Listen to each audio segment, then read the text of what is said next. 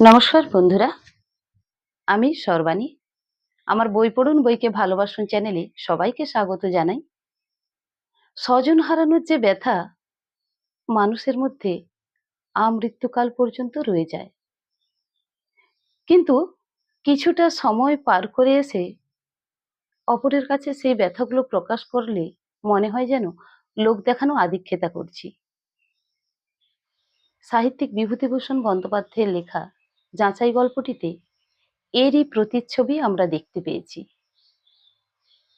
50-এ পা দেওয়া একজন বিধবা নারীর স্বামী হারানোর যে যন্ত্রণা প্রতিনিয়ত অনুভব করছেন, কিন্তু প্রকাশ করতে পারছেন না সমাজের এই নিয়মের বেড়াজালে পড়ে। গল্পটি পাঠ করেছি আমার চ্যানেলে, প্রকাশিত হয়েছে। গল্পটি শোনার অনুরোধ রইল। আর যেসব বন্ধুরা আমার এই চ্যানেলটিকে সাবস্ক্রাইব করেছেন তাদের অসংখ্য ধন্যবাদ। আর যারা এখনো করেননি, আমার গল্প পাঠ যদি আপনাদের ভালো লেগে থাকে তাহলে আমার চ্যানেলটিকে সাবস্ক্রাইব করে আমার সঙ্গে থাকার অনুরোধ রইল। নমস্কার।